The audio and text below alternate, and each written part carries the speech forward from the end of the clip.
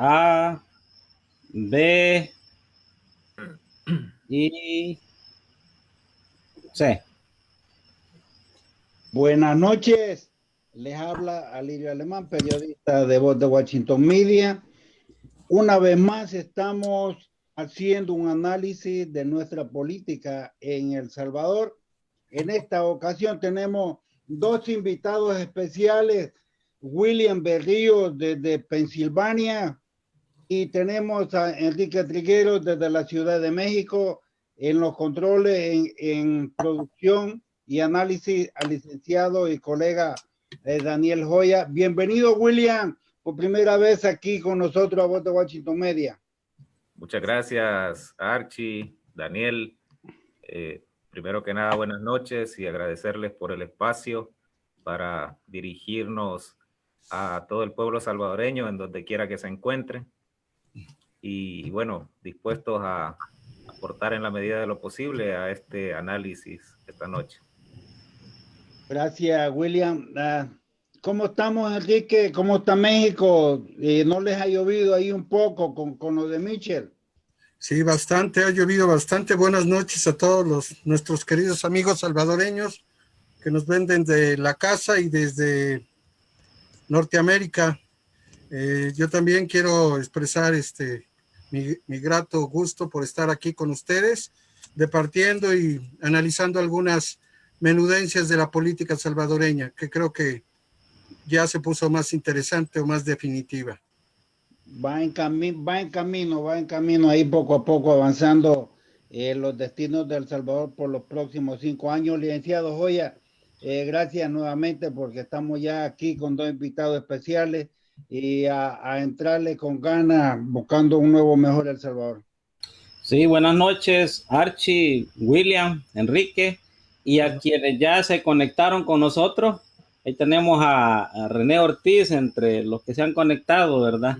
Allá hasta Las Vegas. Esperamos que nos compartan sus plataformas. Vamos a tratar de analizar desde nuestra perspectiva, pues, estos temas de momento. El contraste entre el trabajo territorial, ¿verdad? Y la campaña virtual. Vamos a tratar también de comentar un poquito de las encuestas, la guerra de encuestas que comienza, aunque parece que solo un bando está planteando ahorita los disparos de cañón. Y vamos a revisar también, en la medida de lo posible, el foro de la NADE, ¿cómo se llama, Archie? Que se dio esta semana. Sí, el foro. Los cuatro candidatos, y al final pues cerrar con algunas conclusiones nuestras y también de quienes se conecten y participen con algunos cuestionamientos. Así que a disfrutar el ride. Bueno, estamos ya, vamos a entrar por parte que nos irá moviendo de uno lado a otro, pero ya se inició realmente abierto ya lo que es la campaña electoral en El Salvador. Empiezan algunos candidatos, se adelantaron a hacer ya campañas territoriales, otros aún no se deciden, pero quiero antes que nada, vamos a marcar la diferencia, por hoy tenemos a dos invitados especiales. Marcar la diferencia lo que es hacer la conquista o ese avance territorial buscando el voto versus buscar el voto a través de las redes sociales, virtualmente, como se dice. William, tú que estás ya bien metido en esto del ámbito político, los tiempos han cambiado, miramos estadísticas, miramos encuestas, estas elecciones serán tan diferentes, son necesarios en realidad hacer campaña territorial o solamente hay que modificarse ahí y hacerlo virtualmente. ¿Cómo lo ves desde el punto de vista y las necesidades de nuestra gente, más que todo la gente del campo, de los pueblitos, que quizás no tengan ni un teléfono, mucho menos una computadora para poder mirar un mensaje de un candidato presidencial? Sí, bueno, gracias.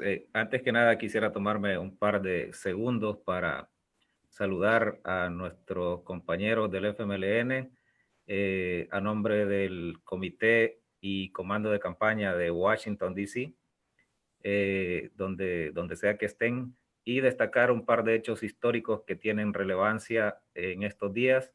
Uno es que se celebra y se conmemora la vida y partida física de nuestro guerrillero heroico Ernesto Che Guevara en estos recientes días pasados, 8 y 9, respectivamente, de octubre.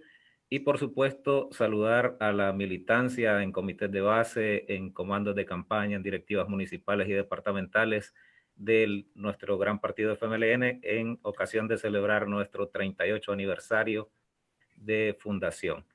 Así que un saludo revolucionario, por supuesto, a toda la militancia del FMLN. Y bueno, entrando en materia, yo creo que es estrictamente necesario en estos tiempos usar las herramientas de las cuales se dispone para llegar a la mayoría de la población en campañas electorales. Si bien es cierto que la tecnología es una herramienta indispensable en estos tiempos, no puede sustituir la relación que se debe generar de persona a persona. Yo creo que las dos son sumamente importantes. La tecnología nos facilita el acceso a la información, pero no necesariamente debe sustituir el contacto directo de los candidatos, en este caso, con la población, porque es de esa manera cuando se interactúa, cuando se puede establecer una mejor comunicación y señalar algunos aspectos de lo que la gente está esperando de sus candidatos, y por supuesto la propuesta de los candidatos llega de una mejor forma a la gente de manera directa. Por supuesto que la información a través de las redes sociales y otros medios de comunicación es sumamente importante y necesaria, pero creo que de alguna forma se puede distorsionar el mensaje dependiendo de cómo se maneje estos medios. Bueno, eso te dice, tal vez ya leíste la última encuesta de la Universidad Tecnológica. En algunas vamos a adelantar una pregunta, pero después vamos a retomar un poco, claro, analizando esta encuesta, que apenas parece 7.6%.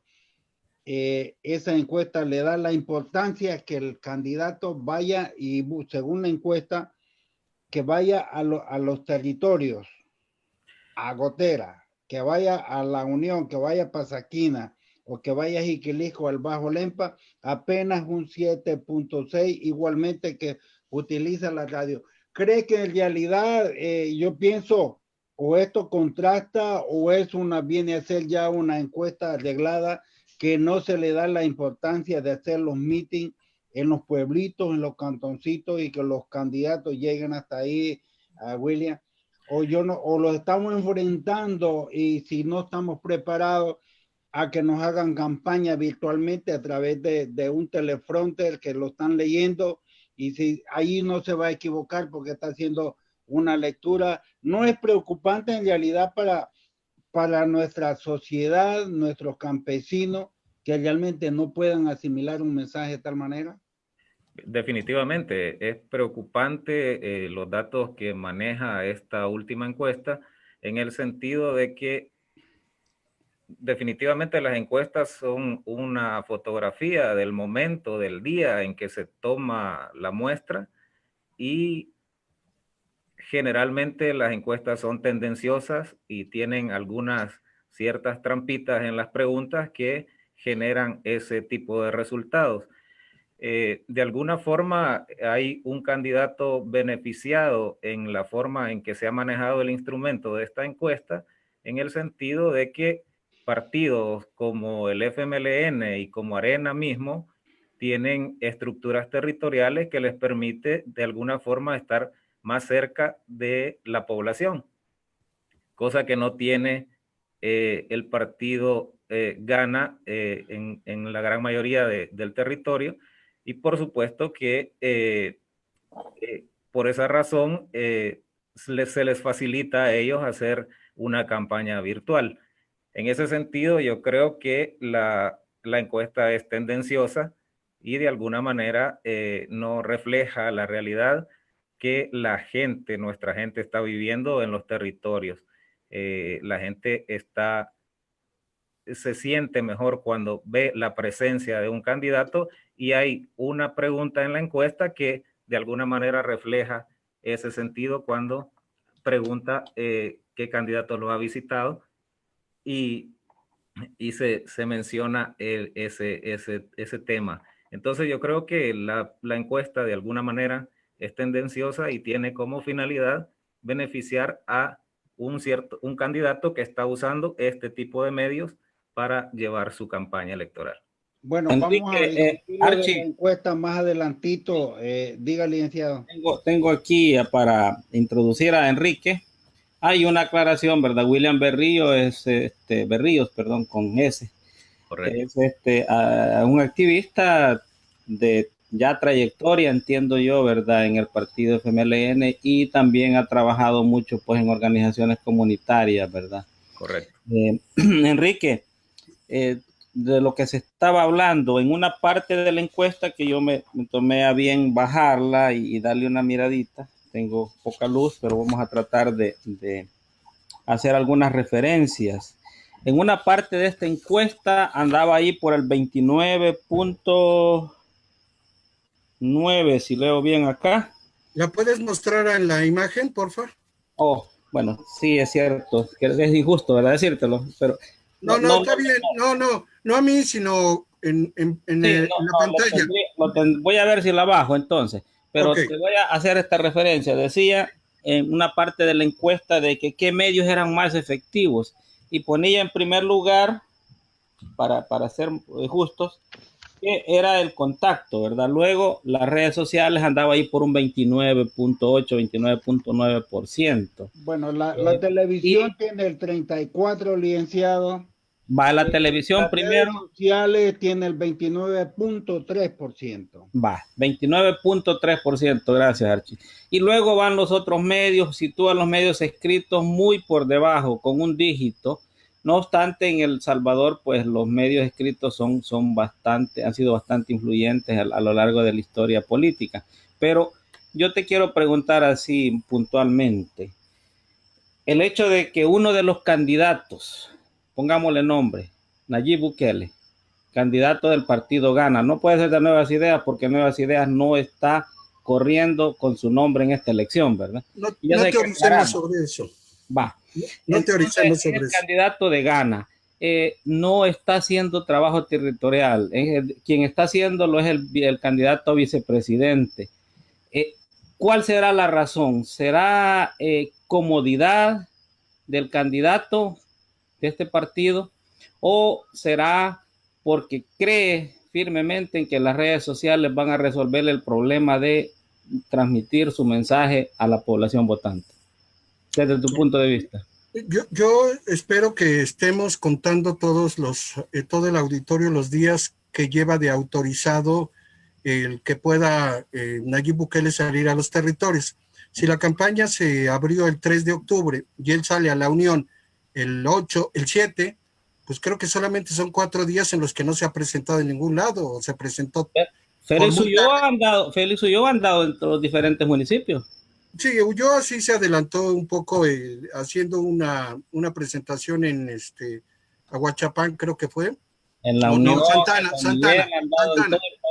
Santana, pero bueno, digamos que Ulloa no es lo principal. Sabemos que los vicepresidentes o los candidatos a vicepresidente, así haya sido quien haya sido, pues yo no recuerdo que en la campaña pasada de Sánchez Serén, ni siquiera el secretario técnico Roberto Lorenzana, ni mucho menos Óscar Ortiz, que fue puesto ahí por la presión un poco del partido y de que ya se sentía la mala decisión o la mala política de solamente encumbrar lo que la cúpula partidista del FMLN autorizaba que fueran sus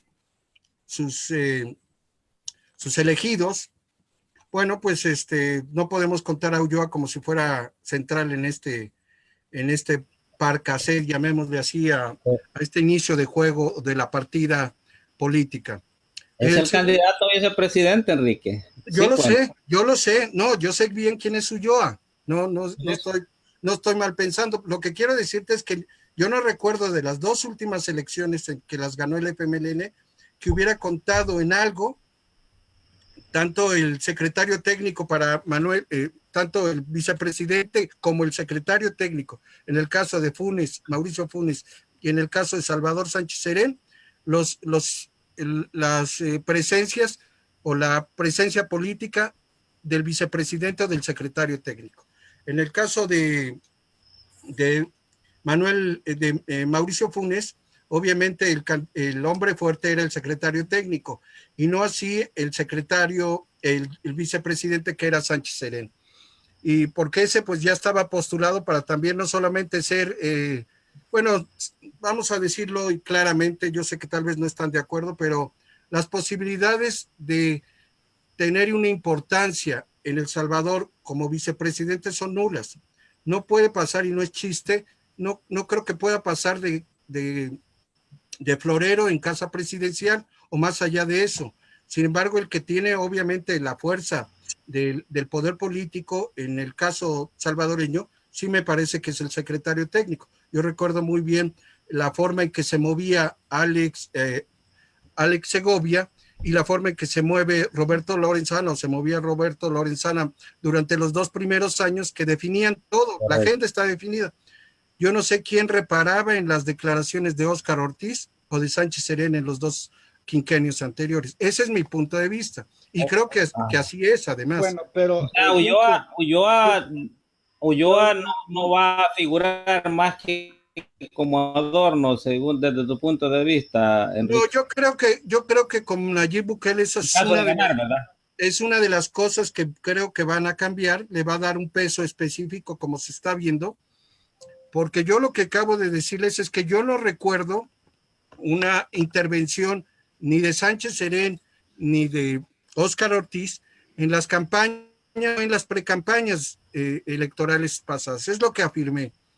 Lo siguiente es que obviamente el caso de Ulloa es un personaje de mucho más importancia, o que la tenía no solamente en el aspecto político, porque hay que reconocer, Óscar Ortiz sí tenía un peso específico muy fuerte para haber llegado a la vicepresidencia, y no se puede negar que el líder histórico del FMLN como comandante era Sánchez Serén, ¿no?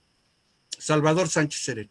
Entonces, bueno, pues, pero ¿qué fue su desempeño? No a Sánchez Serén le tocaron 2 regañadas de Mauricio Funes en diferentes años, y por haber intervenido, por estar presentándose en alguna forma que no estaba muy indicada por el propio presidente, y no así para Alex Segovia y no así para Roberto Lorenzana. Para el caso de Óscar Ortiz, yo creo que sí hubo llamados, pero como todo siento que todavía están compartimentados en el FML, pues los regaños y todas las cosas pasan por abajo, porque sí es verdad, Óscar Ortiz se manifestó cuando el 4M, y se manifestó fuerte, y leímos todos los mensajes. Creo que la diáspora opina. Entonces era muy fuerte lo que decía, y hasta se presentó con la virtual perdedora de la alcaldía de San Salvador por el FMLN en estas elecciones del 4M. Entonces, bueno, esa es la valoración. Yo no digo que no vaya a ser importante, pero sí puedo decir que parece ser que va a cambiar Nayib la estrategia, y el hombre fuerte va a ser el vicepresidente. Bueno, pienso que sí, y tiene que irlo aceptando. El mismo Ulloa ha venido hablando de en el plan de implementar la CICI en El Salvador. Además, ha sido Ulloa quien ha hablado con anticipación de ya las propuestas presidenciales. Ha sido en la voz de Ulloa el recorrido territorio parejo en El Salvador. Entonces parece que sí va a ser la voz fuerte en esta, y quizás será Ulloa el que tenga que salir al campo, y será Bukele el que se quede por ahí en casos especiales. Especulaciones, mientras no se vea, seguiremos especulando que esto ha sido. vaya, la pregunta de las redes, la pregunta de las redes versus el trabajo territorial creo que quedó todavía pendiente, ¿verdad? Bueno, vaya, aceptemos que el desplazamiento del puesto político, de la posición política del vicepresidente, va a ser de realce con Nayib, ganando una vez ganando Nayib, y que el secretario técnico va a quedar un poco más rezagado como un puesto administrativo. Ya demos por bueno esto.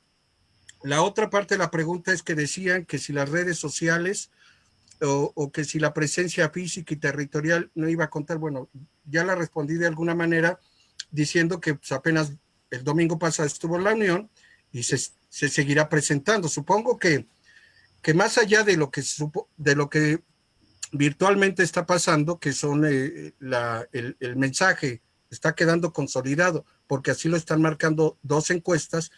A mí lo que sí me llamó la atención tanto de la pregunta como de la afirmación de Daniel es decir que si ya se puede decir que se está prestando a un manipuleo o a un juego político. Yo creo que la Universidad Tecnológica de El Salvador, así como Sid Gallup, pues no creo que le alcanzara el poco dinero y todavía no deuda política entregada a Bukele para comprar una encuestadora, ¿no? Como para asignar, como para imputar al candidato. Creo que Gana recibió como 1 millón, 1 a 2 millones. Por eso, pero eso no alcanza para comprar una encuesta. No sé si me explico, ¿no? O sea, yo no creo que vayan a tirar el dinero comprando encuestas. Está bien.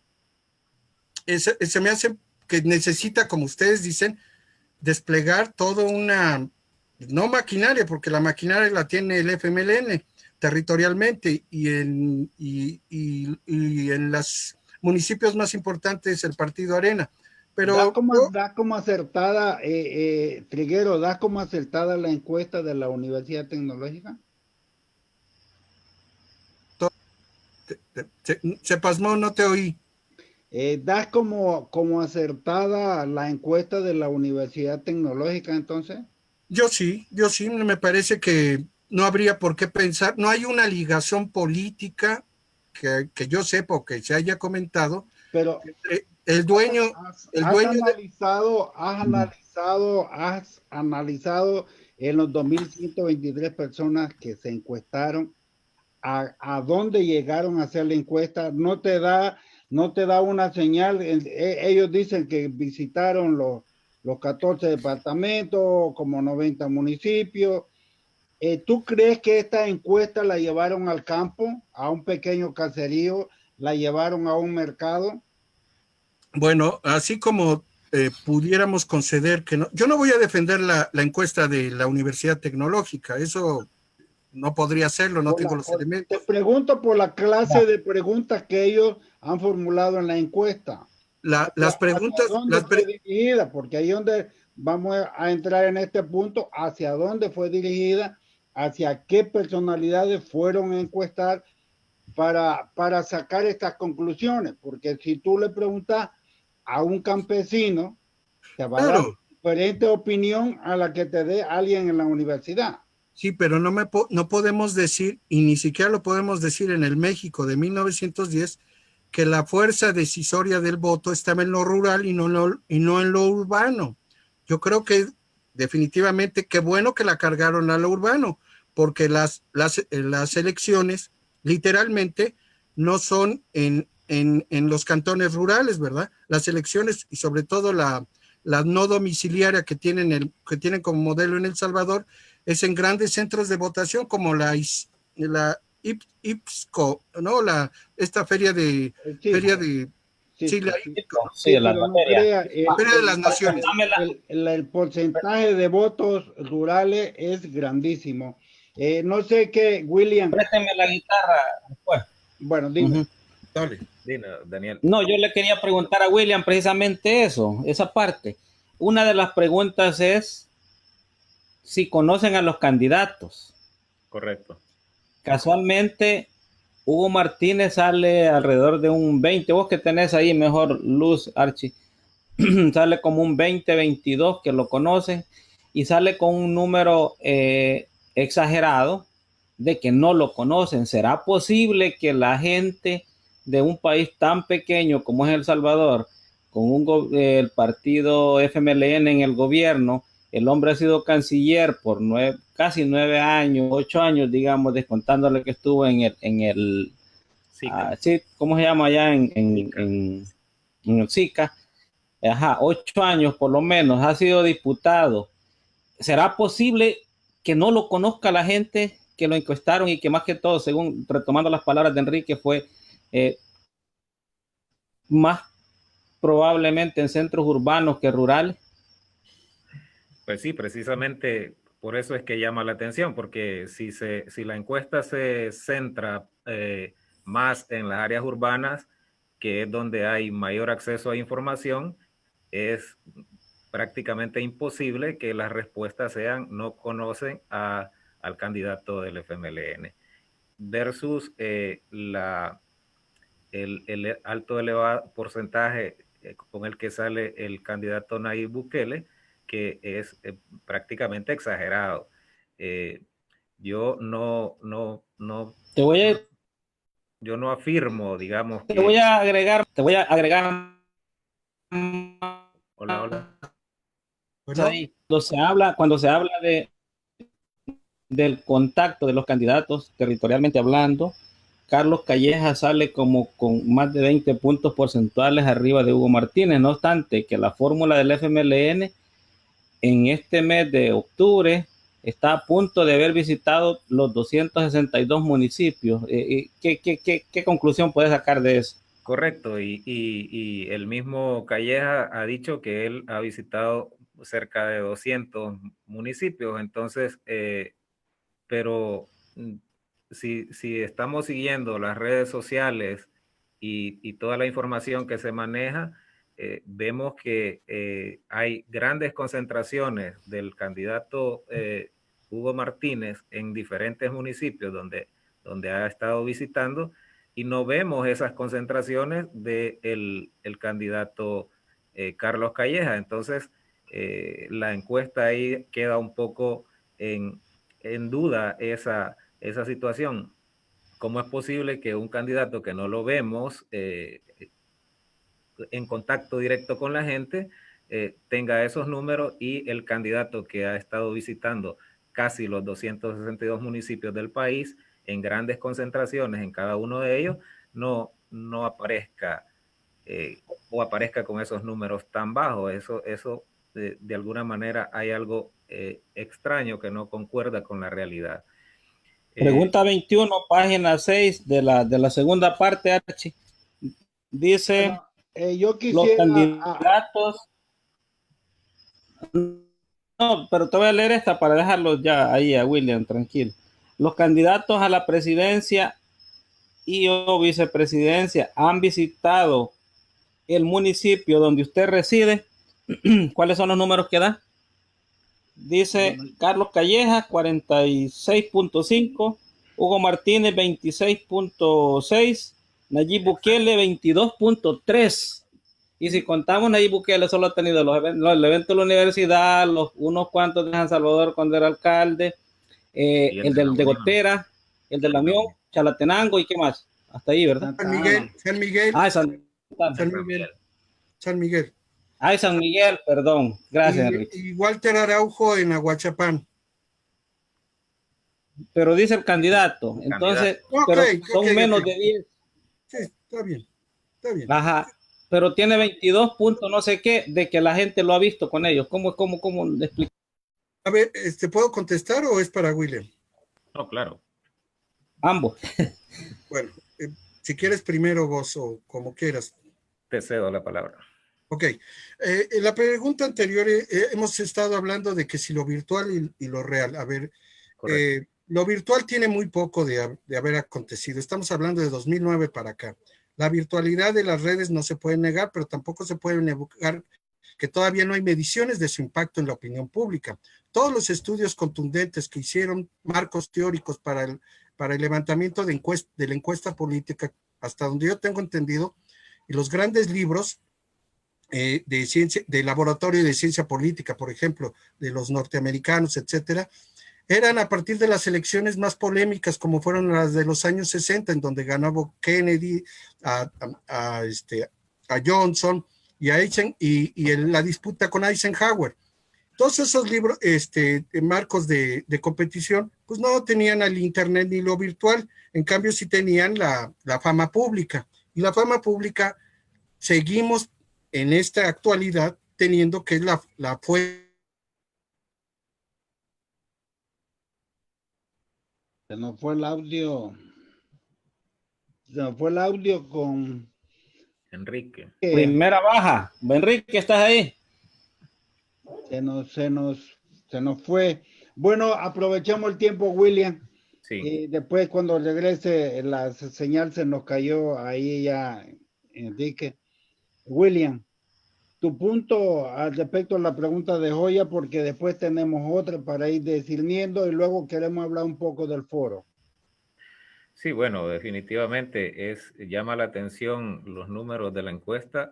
A mí particularmente me llama mucho la atención porque la pregunta es directa. Si su candidato o el candidato determinado ha visitado el municipio. Y ya lo mencionaba Daniel, que los eventos del candidato Bukele han sido muy pocos y sin embargo sale con números elevados de que sí ha visitado el municipio. Y la encuesta dice que se realizó en 90 municipios del país. Entonces, algo ahí no encaja. Sin embargo, también hay algo que se mencionaba hace un momento, era el tema de la importancia del vicepresidente. Esta misma encuesta del candidato a vicepresidente, esta misma encuesta señala que el candidato a vicepresidente tiene una importancia para la gente del 62.2% versus un 35% que dice que no tiene importancia el candidato a vicepresidente. Entonces, eso de alguna manera contrasta con la aseveración que hacía Enrique sobre el tema de que el candidato a vicepresidente no reviste ninguna importancia para la gente. Entonces, y eso estamos hablando de las últimas dos elecciones, básicamente. Y en esta próxima elección que se nos avecina, cuando vemos candidatos que tienen un cierto peso político, una cierta trayectoria, y versus dos candidatos de alguna manera que son nuevos en la palestra política. Entonces, creo que de alguna manera los números, como vuelvo a repetir, es una fotografía del momento en que se realiza y estamos a un par de meses de cerrar la campaña. Yo creo que estos números van a cambiar en las próximas encuestas, porque yo creo que no se puede sostener estos números, no va a ser posible sostenerlos por más tiempo. Bueno, tengo una, ojalá regrese pronto, Enrique. Ya está de regreso. Ya estoy aquí. Vaya. Me apagó el internet porque está lloviendo, perdón. Ok, bueno, tengo una pregunta doble igualmente que para William. Aquí la encuesta dice, ¿cuál ideología identifica Nayib Bukele? Para ti, Enrique. La encuesta dice el 32% y me parece bien que no tenga, que aparece en esa encuesta como que no tiene ideología. Pero para ti. Para mí, obviamente, por todo lo que ha declarado, por todo lo que es la lexicalidad del discurso político de Nayib Bukele, pues solamente le ha faltado citar al Che Guevara y a algún otro ideólogo marxista. Podría haber citado a Jean Paul Sartre y no se hubiera visto mal. Pero yo sí creo que su posición mucho es hacia la izquierda. O sea, sí lo siento posicionado a la izquierda, por toda la condena que ha hecho a la parte oligárquica, por toda la condena que ha hecho a los que él llama, junto con el programa del señor Araujo, los mismos de siempre. No los mismos de siempre. Aunque él niegue ser de izquierda, Enrique. ¿Por qué lo niega? él ya se ha acomodado en algo que está, yo creo que registrando en las redes, que la mayor movimiento no es de izquierda. O sea, la gente que está en los, por ejemplo, en la página Amigos con Nayib Bukele, del cual también soy administrador, tenemos 151,000 personas. Y en esa página aparecen mucha gente que realmente, o sea, tú le presentas una imagen cruda de los desaparecidos, de los masacres durante los años 80 y dicen que sea igual para los dos. O sea, quieren decir que no solamente se juzgue a los escuadroneros de la muerte, por supuesto rebasados por la historia. Vaya, Enrique, ahí mi pregunta, él viene de estar como alcalde en 2 periodos con un partido de izquierda,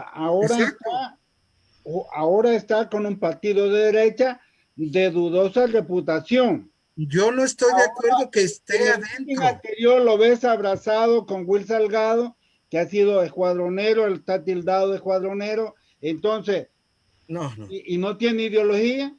No, yo sí creo que tiene una ideología de izquierda, ya lo respondí. Yo no, sí lo ubico. Él no la acepta. No, y obviamente tiene que ser muy astuto, muy inteligente para no comprometerse con todo la fuerza de su movimiento, te lo estaba diciendo, es de gente que está situada en ninguna ideología, gente que es tal vez muy cristiana o muy católica y que no está asumiéndose como parte del FMLN, como los disgustados con el FMLN. ¿Qué piensa William al respecto?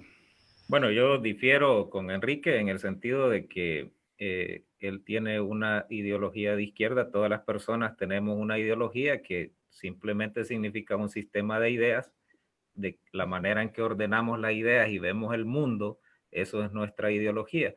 En ese sentido, yo creo que es una manera que él pretende ser astuto en el sentido de no definirse, a pesar que todo el mundo sabe que viene de una formación de izquierda, pero de repente aparece con un partido de derecha ampliamente cuestionado, señalado por actos de corrupción. Entonces, y con ese argumento pretende llegar a la gente que tiene sí acceso a la información, pero muy poco conocedora de la realidad. Y en ese sentido hay, digamos, algunas generaciones como la generación X que de alguna forma tiene muy poco conocimiento del quehacer político de nuestro país y del mundo, y esta otra nueva generación que son los millennials, que también se ven atraídos por la figura de Nayib Bukele. Pero una pregunta ahí, William. Dime. Va, se entiende de que el mensaje él lo tira de acuerdo a la población que quiere impactar. Cuando está en la universidad hasta levanta el puño izquierdo y dice el pueblo unido jamás será vencido. Pero cuando está fuera de allí, en otros lugares, bueno, Morazán también lo dijo, pero en otros lugares él ha negado categóricamente, ¿verdad? Muy textual, de que él sea una persona de izquierda. Comenzó diciendo que las ideologías ya estaban superadas y que ahora es otro momento y que ya el conflicto este-oeste terminó. En 1989, pues se dan todos esos, ¿verdad?, derrumbes del socialismo real con la caída del muro de Berlín, etcétera, etcétera, etcétera, hasta llegar a los acuerdos de paz. ¿Qué tan real es la existencia de izquierdas y derechas en este momento? ¿Será que el frente no está a tono con el momento, o será que gente como la que está en este movimiento no entiende el problema fundamental de la sociedad en el plano económico-social? Bueno, yo creo que hay una tendencia manejada, una corriente manejada por las derechas a nivel internacional, que ha sido el desprestigio de los partidos políticos en general, potenciando la figura de personas de artistas, de gente de los medios.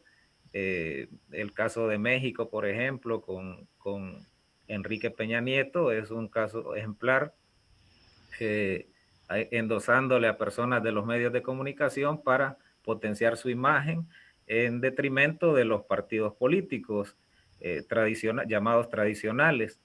Sin embargo, en este momento, esa tendencia de las derechas internacionales le es contraproducente a la derecha de El Salvador. O sea, un movimiento de derecha que no se define si es derecha o izquierda. En otras palabras, el que no dice soy de izquierda o de derecha, es de derecha. ¿Esa sería tu conclusión?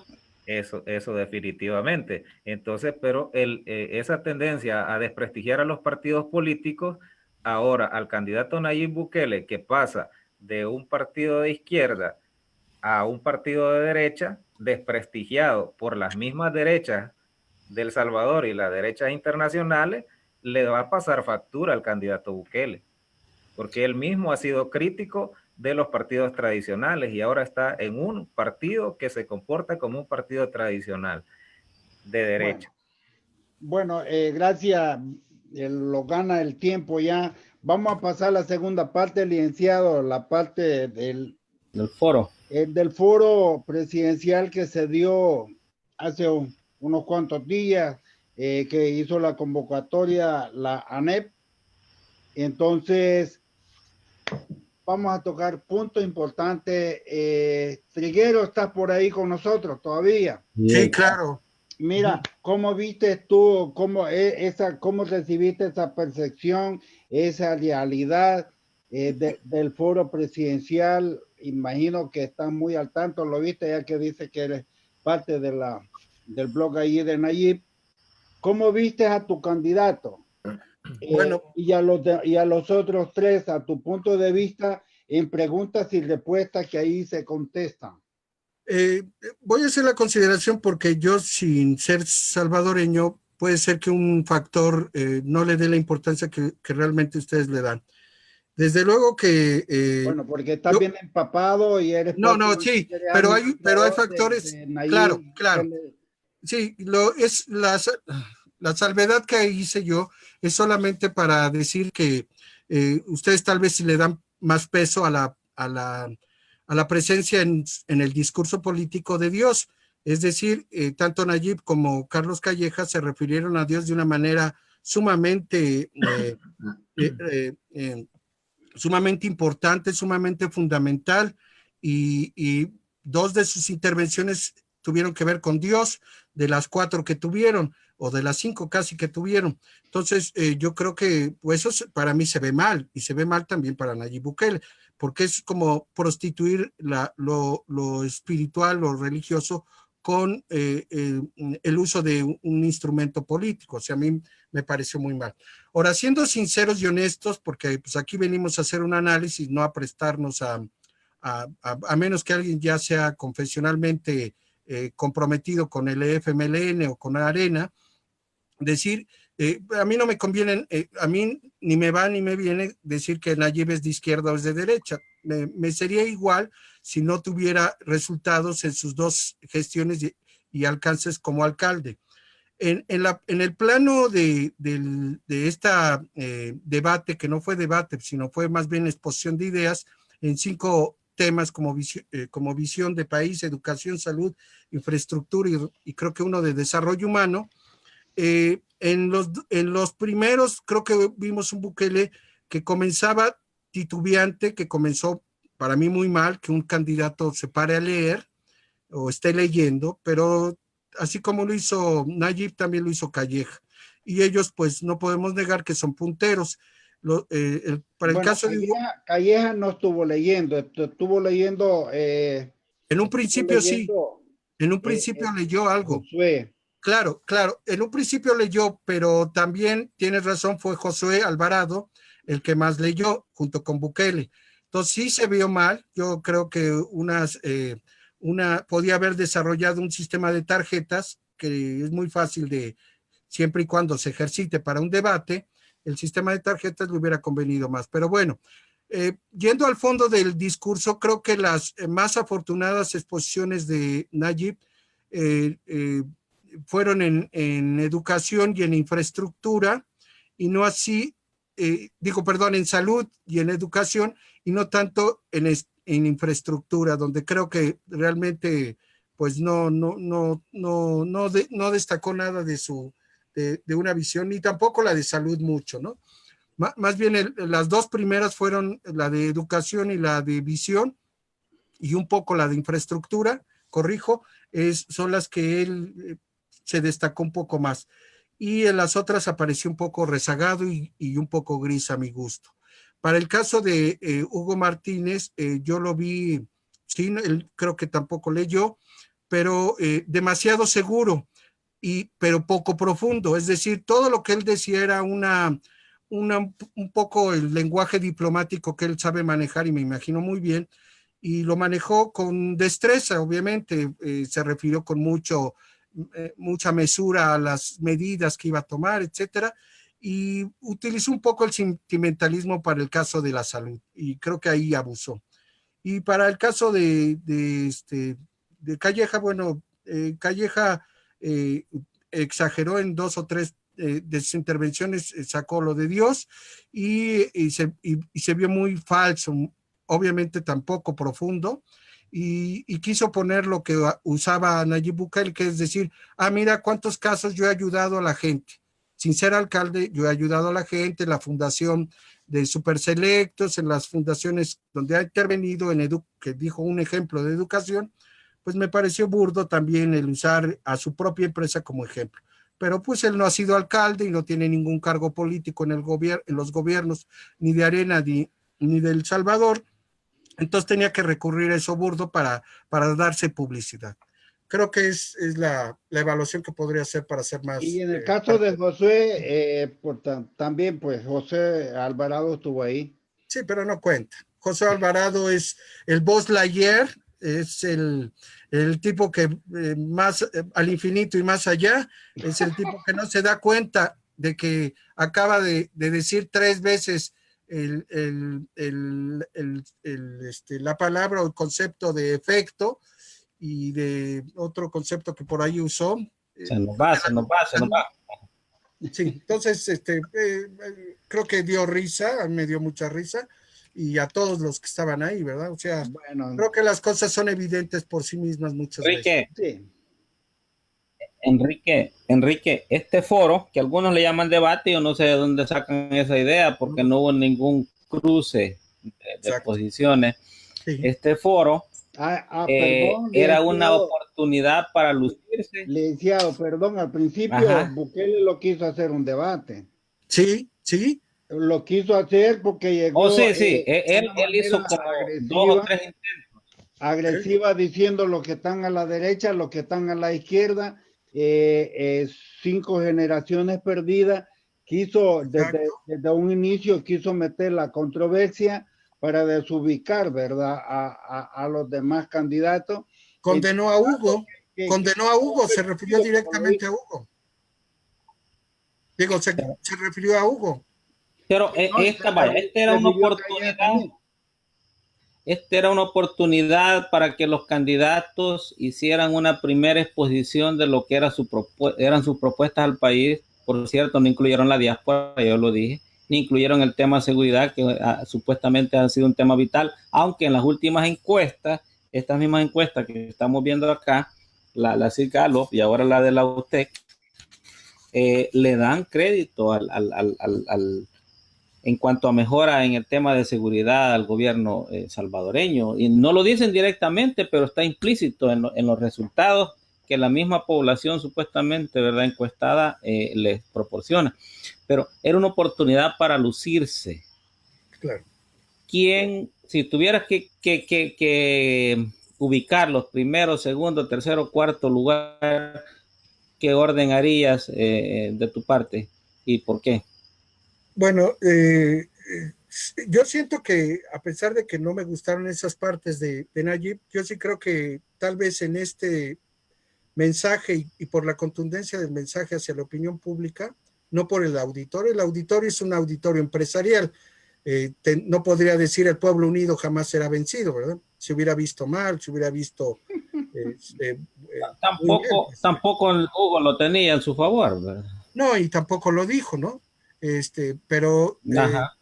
si tú te pones a oír la arenga de Óscar Ortiz antes de iniciar el debate, tú parecerías indicar que estuvo mejor Óscar Ortiz que Hugo Martínez. Y entonces por eso pierde Estaba Hugo coqueteando con Martínez. la NER. Sí, porque Hugo Martínez, por muy diplomático que lo veas, tú dices, oye, pues qué lindo lenguaje, terso y fino. Pero el que hizo una arenga fue Óscar Ortiz, y una arenga muy enérgica, muy valiosa. Pero él no es el candidato, ni siquiera el vicepresidente. Entonces no le valió para nada, ocultó, opacó la figura de Óscar Ortiz. Tal vez sin eso, Óscar Ortiz hubiera repuntado. Yo creo que en términos, sin lo de Óscar Ortiz, hubieran quedado casi empatados los tres, y siendo muy sincero, que no pudo destacar o tomar una ventaja en este evento Nayib Bukele. Y eso está claro. Mentiría si digo que lo sacó, pero tampoco la aprovechó Hugo Martínez más que para ubicarse con un léxico muy cuidado y con muy pocas referencias, aunque sí las tuvo, hacia lo sentimental, a llegar al corazón del elector. Ok. Bueno, William, la misma pregunta. Era una oportunidad para lucirse. ¿Quién la desperdició? ¿Quién la aprovechó? ¿Y por qué? Bueno, me parece que es claro, la pregunta casi se responde sola. Definitivamente el candidato de Vamos no tiene mayor peso en este foro, digamos. Quizá hizo el ridículo. El candidato de Arena, si bien es cierto, tuvo una cierta mejoría en el manejo de algunas, al menos del lenguaje, ¿no? En cuanto a otras intervenciones que ha tenido, pero también lo desperdició el espacio, en el sentido de que no hay un mensaje claro, concreto, es vacío. No, se refirió más a sus empresas, a su familia, se dedicó a pedir aplausos y otra serie de cosas para no aterrizar, incluso preocupado por el tiempo que le restaba y ya no tenía nada que decir. Eh, el, en el caso de Nayib Bukele, pues también yo creo que sí desperdició el espacio leyendo un discurso preelaborado, pero sin profundizar, sin hacer ni una tan sola propuesta en ninguno de los temas que se le plantearon en el foro. Se dedicó a quejarse de lo que ha pasado, de lo que está ocurriendo, jugando un poco con lo sentimental. eh, y, y bueno, yo creo que el que mejor lo aprovechó, si bien es cierto, bueno, lo que dice Enrique es cierto, el lenguaje es muy cuidado, pero eso solamente demuestra su capacidad, su preparación en la trayectoria que ha tenido Hugo Martínez a lo largo de su carrera política, y demuestra que en ese foro era el mejor preparado para responder a los planteamientos que se hacían en el foro, y por supuesto es el que tiene las credenciales necesarias para gobernar El Salvador en los próximos 5 años. Eso ha quedado ampliamente demostrado. Se refirió a temas puntuales, hizo algunas propuestas específicas, y por supuesto que no parte de cero, porque hay ciertas cosas que ya hay avances importantes en el tema de seguridad. Por ejemplo, hay ciertos avances importantes que la misma encuesta de la Universidad Tecnológica lo señala, no directamente, pero sí lo reconoce. En el tema de salud, se refirió a la reforma de salud. En el tema de educación, planteó una reforma educativa profunda. y en los demás temas hizo planteamientos concretos. Entonces yo creo que quien mejor aprovechó el foro fue el candidato Hugo Martínez, y yo lo situaría, pues, por supuesto, como aunque no era una competencia, como el virtual vencedor en ese sentido. ¿No te llamó la atención la cordialidad con que se trataron prácticamente, bueno, 3 de ellos, ¿verdad? Nayib comenzó un poquito llamando a la confrontación, al debate, pero parece que no tuvo eco entre los otros 3 y ni siquiera hubo referencia de culparse un partido a otro. Incluso Vamos hizo algunas críticas, pero no señaló a nadie, ¿verdad? Curiosamente, luego Nayib, cuando cayó en esa cuenta, tampoco hizo señalamientos así tan directos, pero los pocos que hizo, a mi juicio, fueron más contra el FMLN que contra Arena. Sí, por supuesto, porque tenía que es el FMLN el que está en el gobierno, y por supuesto que tenía que señalar los errores que a su ver ha cometido el gobierno del FMLN, porque necesita llegar a sus posibles electores, ¿no? Entonces está ofreciendo un cambio, pero que ese cambio de alguna manera es un discurso elaborado y no es sin sustancia, digamos, porque no se plantea un programa. No he escuchado yo que se plantee una transformación del sistema político, ni nada estructural que pueda hacer pensar que el candidato Nayib Bukele es una opción de gobierno para los próximos 5 años. Bueno, licenciado, creo, bueno, el tiempo nos gana. La última pregunta ya para cerrar.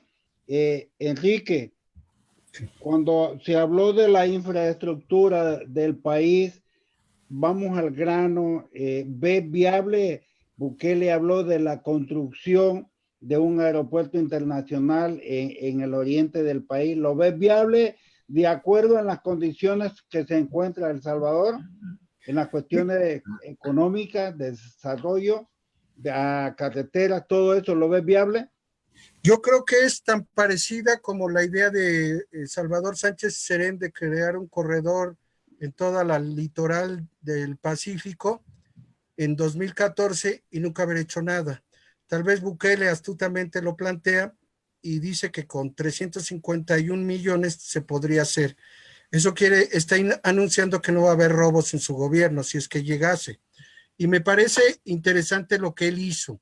Él no, a ver, ir a presentar garantiza algo que no lo puede garantizar en sí, porque está con gama. Sí, pero tampoco puedes decir que porque vas y mencionas una reforma educativa, una reforma a la salud o una reforma al sistema tributario, que nadie lo hace, por cierto, estás dándole más contenido que lo que él hizo.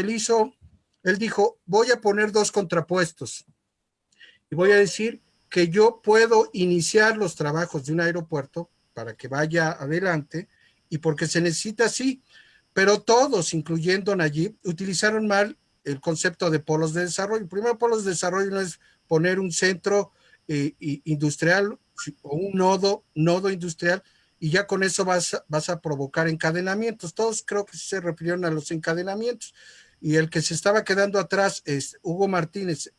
Utilizó también la palabra encadenamientos, pero con ese léxico tan refinado que no tenía ningún contenido. Y las zonas económicas especiales la fue donde Hugo se basó. Es donde lo usó, pero no la usó correctamente, ¿no? Y tampoco la usó Calleja, porque también dijo que encadenamientos entre el productor y los consumidores, eso no se llama encadenamiento. Eso no es, encadenamiento es la producción.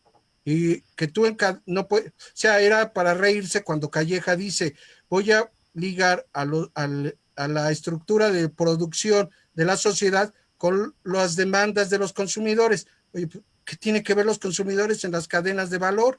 Por eso se llaman encadenamientos, porque son cadenas de valor y uno transfiere valor al otro y así sucesivamente se da el encadenamiento. Pero un puerto como Cutuco, ¿qué produce? O sea, bueno, no es un lugar donde prestan servicio más que de producción. Claro, pero no tiene que ver con el consumo. Un puerto sí es un encadenamiento productivo y el puerto de la Unión, que lo habló muy bien Bukele, a mi gusto, sí, y más el aeropuerto, pues sí está refiriendo a que si la parte, yo no conozco las estadísticas por zonas de cuál es la zona más pobre, pero debo de suponer que está entre Morazán y la Unión, porque pues sí, se ve mucha pobreza ahí, pero no puedo decir, oye, determinante que tiene que crear un auge, un, un nodo de desarrollo industrial para que suba el ingreso de esas regiones. Tristemente, ni Bukele tampoco se refirió al problema del ingreso, se refirió al tema de la infraestructura Ahora, y como infraestructura pero no es el Bukele problema. yo siento que a Bukele le faltó el cómo, así como decís vos, Calleja Claro, sí. manejó mal el encadenamiento, pues, pero comprarías el argumento, Enrique, disculpa, comprarías el argumento ese de que se va a financiar con los 600 plus millones que se robaron los dos expresidentes anteriores o que malversaron los dos expresidentes anteriores, por cierto, uno que es el fundador del partido GAN, ¿verdad? Pero Tony Sack. yo no creo que se haya referido a que se va a recuperar esos 600 millones, 651 millones para ser exactos. Yo no lo he oído que él lo dice que lo va a recuperar. Él dice que va a parar y que se va a consignar. Pero dijo, pero dijo él que si no se robara ese dinero se podría Ah, invertir.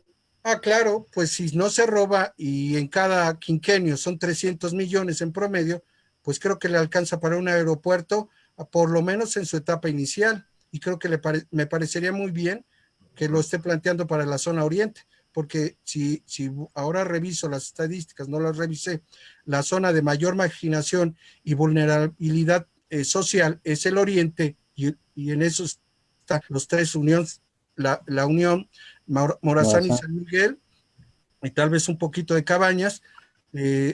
Bueno, Usulután no se diga, ¿no? Ahí también yo veo mucha pobreza y mucho marero, etcétera. En fin, el caso es que sí necesitan hacer algo en Oriente más que una litoral exitosa ¿cómo se llama? Plantas industriales que se iban a colocar en toda esa zona, ¿verdad? ¿Vos Con la conocés, carretera, por supuesto, ya hecha. vos conocés el caso de la calle de Oro, al menos a grosso modo? ¿A qué te refieres con la calle de Oro? Calle de Oro, que le llamaron calle de Oro porque todos se hueveaban el pisto, incluyendo Tony Sack. Creo que le he oído, pero no le entiendo muy bien. Le he oído, pero no le entiendo. Bueno, hablemos de la Diego de Holguín, hablemos de otras que terminaron bajo la presente Holguín, sí, la Diego de Holguín o Monseñor Romero, sí, es obviamente presupuestos infladísimos. Funcionarios de la administración Saca serían funcionarios de la administración Bukele porque están dentro del mismo grupo de Gana.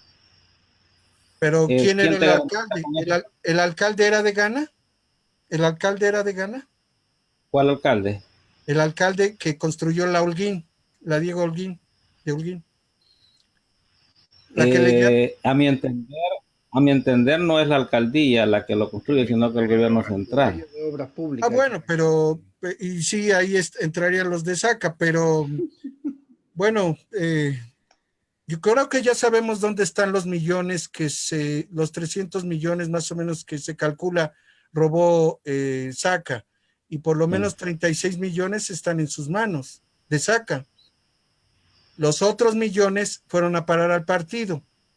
Por supuesto que hay que hacer esa limpia, por supuesto que se justifica, y tal vez ese es mi aplauso a Bukele, que de todos los candidatos él se esté atreviendo a hablar de unas CICIES, que toque esos temas y esos renglones. Una CICIE bajo la autoridad del gobierno del Ejecutivo, según lo aclaró Ulloa en una entrevista a la revista Factum. O sea, porque para él es inconstitucional que un organismo internacional supervise el trabajo del fiscal y de los sistemas. Pero podemos hacer un programa de eso. Yo sé que es tu tema. Sí, está bien. Archie. Bueno, ¿qué piensa William ya cerrando? Tú como parte del FMLN, lo que propone Hugo Martínez respecto al desarrollo y más que todo cuando habla de un aeropuerto en el oriente del país, ¿se lo has escuchado? Sí, claro. Lo que pasa es que el planteamiento de Hugo Martínez va más allá de una simple infraestructura como un aeropuerto. De hecho, existe un aeropuerto pequeño en el Hawái, pero existe. Lo que se puede hacer es potenciar ese, pero aunado a otros esfuerzos que se tienen que hacer en materia de infraestructura y conectividad en el territorio del oriente del país. Eh, hay elementos importantes que hay que destacar. Hay un plan maestro que fue actualizado en el 2006 que tiene que ver con la zona oriente y en el cual se han hecho algunos avances en este gobierno en el sentido de la conectividad y la infraestructura. El tema del puerto de la Unión es urgente reactivarlo en función de este gran megapolo de desarrollo que plantea el candidato Hugo Martínez. Y yo creo que hay otros elementos que hay que tomar en cuenta, como es el canal interoceánico de Nicaragua, que de alguna manera El Salvador no se puede quedar fuera. Y a eso yo creo que responde el tema de la relación con, con la República Popular China, ¿no? Entonces, Y yo la creo reactivación del tren, del tren para carga y pasajeros que plantea Bukele, a mí en lo personal me gusta la idea, aunque la habría que revisar si las líneas férreas están en condiciones, ¿verdad?, de soportar esos equipos en movimiento, habría que repararlas o crear nuevas. ¿No te parece muy buena esa propuesta? Yo Bueno, creo que y habría hay un que problemita. valorarla, sería una propuesta a valorar en el sentido de que aminoraría quizás los costos de producción, pero habría que valorarla. Recordemos que la infraestructura que existía antes ahora ha sido entregada para construir viviendas sobre la línea férrea, entonces habría que buscar otro mecanismo para otra ruta, digamos, para poderlo restablecer. Pero yo creo que es una propuesta que se podría valorar en el eventual gobierno, sea cual sea. Y, y bueno, la otra cosa que hay que destacar es que el tema educativo es sumamente importante para desarrollar esta propuesta de los polos de desarrollo. Es importante la reforma educativa porque plantea la utilización de las potencialidades del territorio. No es lo mismo, el sistema educativo no puede ser estandarizado, no puede ser lo mismo en San Salvador que en Torola, Morazán, que es el municipio más pobre del país. Entonces, pero hay potencialidades que deben aprovecharse y adaptar el sistema educativo a los territorios y no al revés. Entonces, hay ciertas potencialidades que tiene la zona norte del país que difiere de la zona costera, por ejemplo. Entonces, y en ese sentido es que se deben generar esos encadenamientos de tal manera de impulsar la microeconomía, las pequeñas y medianas empresas, para fortalecer el tejido productivo del país en la zona de oriente de El Salvador y por supuesto impulsar el desarrollo o avanzar, digamos, hacia el desarrollo humano. Bueno, gracias. Decía Carlos Calleja al respecto, dijo cuando Bukele habló y Hugo habló referente al aeropuerto, dijo que hay que apostarle primero a las carreteras, a la construcción de nuevas carreteras o reforzar las ya hechas, caminos, antes que pensar en un aeropuerto internacional. Licenciado, vamos cerrando ya, creo que ya los pasamos de nuestra hora habitual. Así que alguna otra observación, licenciado, para ya ir despidiendo. No nos pasamos un cachito, pero bueno, gracias a quienes se conectaron. Vamos a leer posteriormente los comentarios para nuestro haber, ¿verdad? Y gracias también a Enrique, que siempre está ahí con nosotros.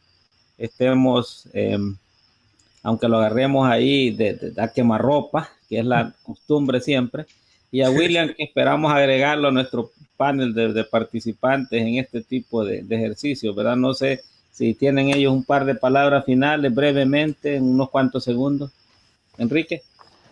Bueno, yo agradecer de antemano que siempre esta invitación son bien recibidas y bueno, sí quiero siempre participar en un foro plural, que bueno, cada quien defienda sus creencias y sus marcos valorativos, pero sí, bueno, resaltar lo que haya que resaltar, ¿no?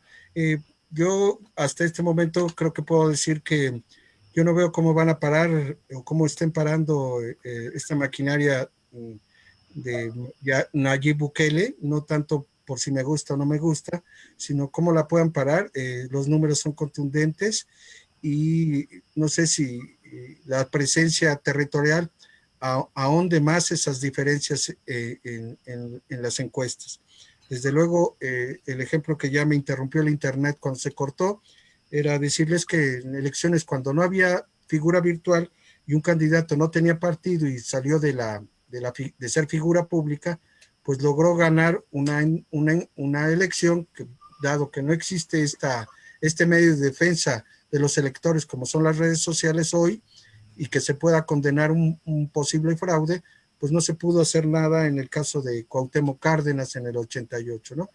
Se cometió el fraude más grande tal vez, y después se cometió en el 2006, cuando apenas tenía un año de haber iniciado su trabajo en Facebook, el dueño del mismo, se me fue ahorita el nombre, en fin.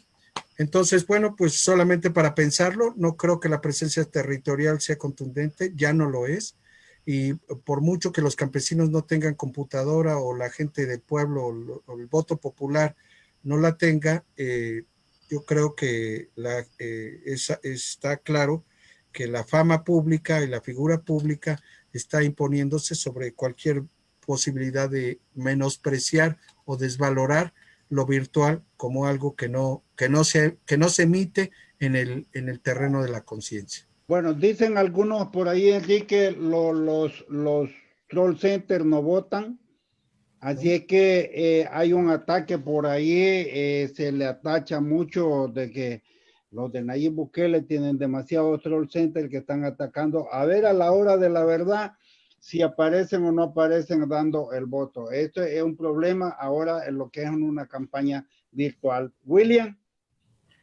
Bueno, primeramente agradecerles a ustedes nuevamente por el espacio y ojalá que podamos encontrarnos nuevamente por acá. Y bueno, yo creo que la verdadera encuesta al fin y al cabo es el 3 de febrero. Es ahí cuando el pueblo salvadoreño tendrá la oportunidad de elegir, de votar por el candidato de su preferencia, por el que haya logrado conectar más con la gente y por el que haya hecho las mejores propuestas, aunque de alguna manera en la historia salvadoreña a veces las propuestas no son lo más importante. Pero bueno, esperemos lo mejor para nuestro país, que las cosas vayan en camino hacia desarrollar programas y proyectos que beneficien a las grandes mayorías, a la gente más necesitada, a los más excluidos y por supuesto mejorar las condiciones de vida de nuestra sociedad salvadoreña. Yo creo que